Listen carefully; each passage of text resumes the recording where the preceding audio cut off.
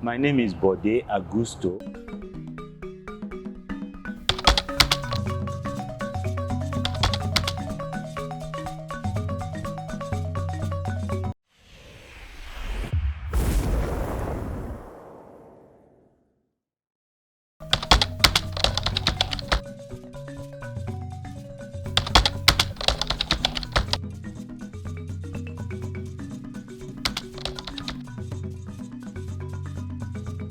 Why did I leave PwC to go and work in Citibank? During my years in PwC, I had been consulting, working with a lot of top companies in the environment. But I was their problem solver, but I had never been on that other side before. So I felt I would gain by going to work on the other side and then coming back, which was exactly what I did.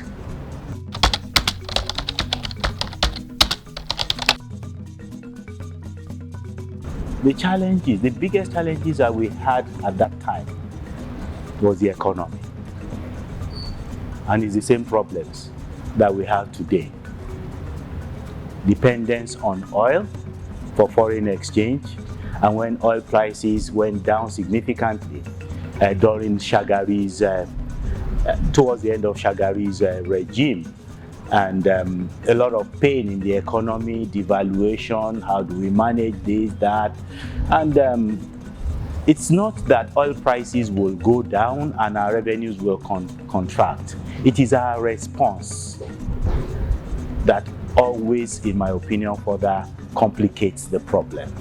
And we have always been responding the same way to this challenge. We have not tried anything different. And the response has also always created more and more problems.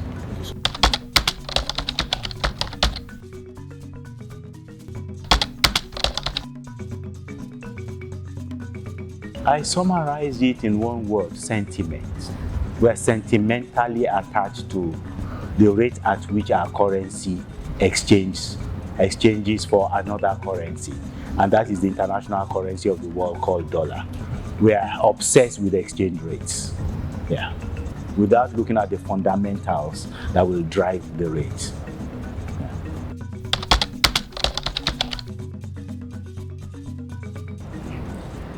I'm lucky in the sense that I was able to convince my wife to stay back at home and help us raise the family. Because my wife had a better degree than me. She qualified as a chartered accountant at 20 years old. She could have been a very, very successful person in the professional world. But we sat back and we looked at things. And she agreed to just take a back seat and take care of the children that we have, because we had to raise 5 children, and it was so important for somebody to stay back. So I was very lucky in that respect, and the deal was that she will take care of the home, I will deliver the money to take care of the home, and both of us have played our roles admirably. So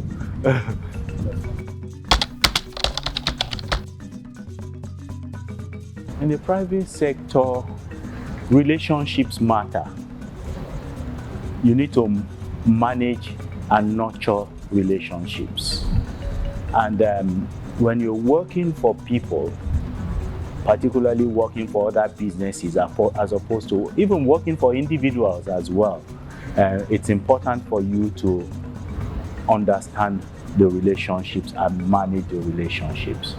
If you're working for a client, it is so important for you to speak to them, to get close to them, to know what is of value to them. Because if you sit down with them for long enough and ask the right questions, they will tell you where the shoe is pinching them. And if, say, you are a consultant, you are a problem solver, you have to understand what is of value to them, and you have to help work out solutions to those problems, those opportunities or challenges. They might want to exploit an opportunity, they might want to respond to a challenge. So it's important for you to stay close and manage those relationships. find out what is of value to them, and we can work with them to deliver a product that is of value to them. And for you to sustain that relationship, you must also find a way of differentiating what you do from what other people deliver to them. And your character is also important, because at the end of the day, if you're not of good character, people will walk away at the end of the day. I will use Agusto & Co. as an example here, because when I left Pricewaterhouse as a partner to go and start a new business, some people felt I was crazy. Why would you, at the peak of your professional career, leave and go start a new business? You've left a business that has a solid brand name all over the world to start a business that people knew, a startup. But why did I leave? I've always been more of a problem solver than an accountant. So I felt constrained using a public accounting firm as a vehicle for doing business. So when we started Agusto & Co., Agusto & Co. was not a credit rating agency. It was a consulting company. And we said, an important thing is for us to find a way of demonstrating value, of differentiating ourselves. We chose something that a lot of people recognized, but they did not know that it was a deliberate differentiating factor. And that was the quality of our research that we were producing. We are producing very high quality research on the economy, on key industries in Nigeria, and analyzing the performance of key businesses in Nigeria. And people reading them could see very clearly that these people knew one or two things about the economy, one or two things about my industry, and a little bit about my business. Therefore, they can help me. I can rely on them to help me. So that was a big differentiating factor, because there wasn't any high quality research in the market then.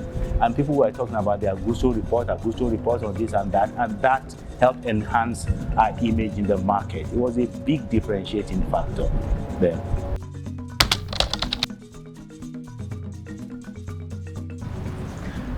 I explained to you that I found it very difficult to use an accounting firm as a vehicle for doing business, the things that I really wanted to do.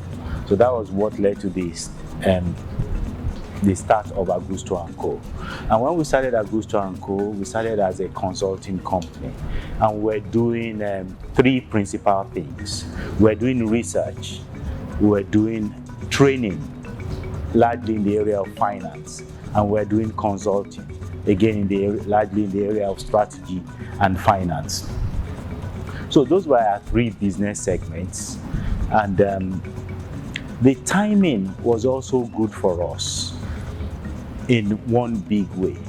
It was a time when President Babangida was licensing a lot of banks, and they were hiring new people. They needed to train them. So training was providing us some steady income.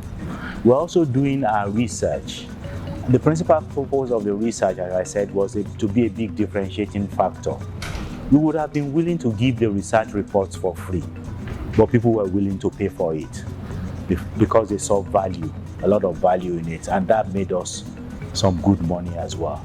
And then the consulting firm also started to pick up as people had more and more faith in the business.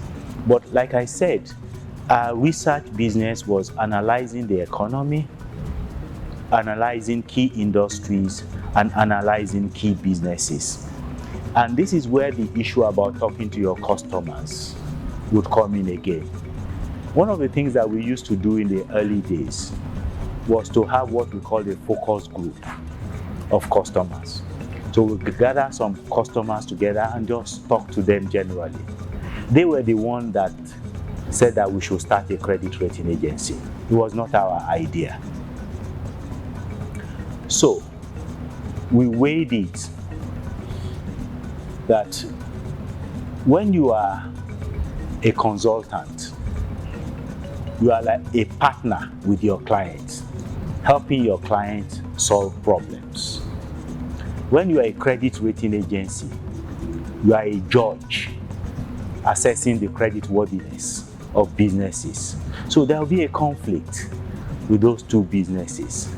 How do we want to move forward? Do we want to choose credit ratings? Do we want to choose consulting?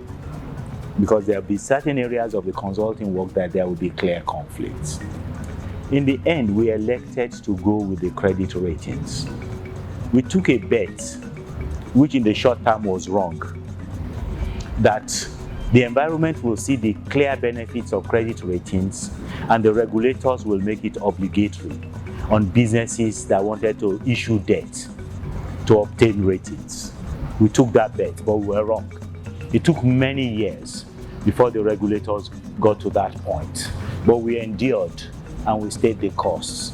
And that was how we became a credit rating agency.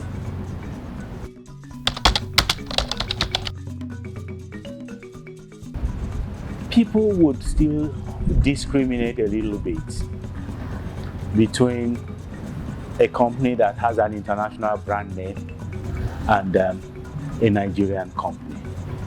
But over time, they began to see very clearly that the quality of work was not inferior. And in terms of value for money, what we were putting on the table was sometimes superior to what they would get from people with international brand names. So there was a bit of discrimination initially, but we overcame that.